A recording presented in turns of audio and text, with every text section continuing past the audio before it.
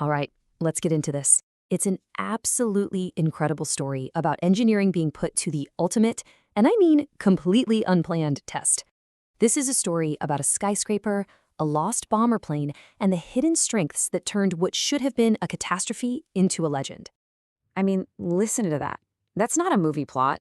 It's real life. The Empire State Building, the absolute icon of New York City, had to face a test that no architect could have ever dreamed of. And the way it survived, well, that reveals some amazing secrets about how it was put together. So just picture it for a second. It's a Saturday morning, and the fog is so thick you can barely see your hand in front of your face in Manhattan. Then, out of nowhere, a 10-ton military bomber, flying way too low and totally blind, smashes into the tallest building on Earth. The force of that impact was just astronomical. The damage was just chaotic. A giant, gaping hole was ripped into the side of the building. One of the plane's engines literally shot clean through the other side and landed on a neighboring roof a whole block away. The other engines sliced through elevator cables and plunged all the way down to the sub-basement. And of course, a massive fire erupted. But the building itself? It just stood there. It didn't budge. And that right there, that's the big question, isn't it? A direct hit from a bomber, a raging fire. I mean, by all logic, the structure should have been critically damaged. So what was its secret? How did it pull this off? Well, to figure that out, we have to look deep inside its design, and we're going to start from the very ground it stands on. To really get it, our investigation has to start at the very bottom. We're talking deep beneath the streets of New York. Because, you see, the true strength of any skyscraper, it begins where no one can ever see it. Just let that number sink in. 365,000 tons. That's the estimated weight of the Empire State Building. And every single ounce of that steel, that limestone, that concrete had to be supported by a foundation that was absolutely, positively immovable. And here it is, the building's first secret weapon. Unlike a lot of places in the world, Manhattan sits on this incredibly dense, solid bedrock. So the builders, they just dug down 17 meters and bolted the skyscraper's foundation directly onto this ancient stone. That gave it an unbelievably stable base to work with. And this really highlights how different things were.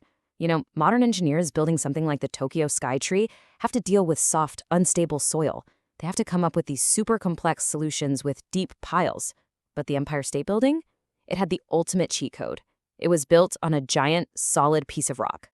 But a strong foundation is only step one. The building's real strength, the thing that basically shrugged off a bomber, it wasn't its stone skin. It was its revolutionary steel skeleton. Here's the magic number, 210. The entire building is constructed around a backbone of 210 vertical steel columns. And get this, 12 of them run completely uninterrupted from the bedrock all the way to the top, forming the absolute core of the building. Now, these columns weren't just standing there on their own. Nope. At every single floor, they were connected by these massive horizontal steel beams called girders. And together, they created this incredibly rigid, three-dimensional steel grid. It was like a cage, so strong and so interconnected that when the bomber hit, the force was instantly spread out through the entire structure. You can really see how skyscraper design has evolved. The Empire State Building is like that rigid cage I mentioned, but modern giants, like the Burj Khalifa, they use a whole different idea, a super strong central core, like a spine, that's then supported by these massive wings.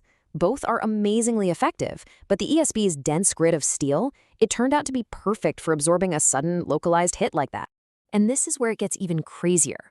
Holding this entire steel skeleton together was a feat of pure, raw human skill. We're not talking about automated welders. Every connection was made with red-hot steel rivets, hammered into place by hand, hundreds and hundreds of meters up in the air. It took 4-person teams, they called them the Sky Boys, and they worked in perfect sync. You had the heater who'd cook the rivet till it was glowing. The thrower would then toss it across open air. The catcher would snag it out of the sky in a metal can, and the bucker-up would hammer it home with a pneumatic hammer before it cooled. They did this millions of times, creating joints that were just unbelievably strong. But the steel backbone wasn't the only thing that saved the day. Let's look at another one of the building's secret weapons, one that's hidden in plain sight on every single floor. So instead of just pouring simple concrete slabs for the floors, the engineers used this incredibly clever system of hollow terracotta blocks. And these weren't just filler. Their unique shape created what's called a geometrical lock between the steel floor beams. It actually arched in distributed weight, kind of like a classic Roman bridge. It's genius. And this is so important because this system basically turned every floor into an active part of the structure. It helped prevent a catastrophic pancake collapse, where one failing floor takes out the next and so on. So when the bomber hit, these interlocking floors helped absorb that impact and spread it across the entire steel frame. So now that we understand the building's inner strength, that bedrock foundation, the steel backbone, those clever locking floors, let's go back to the scene of the crash and just watch its incredible recovery.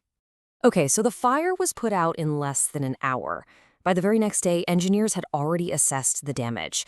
And what they found was it seemed impossible.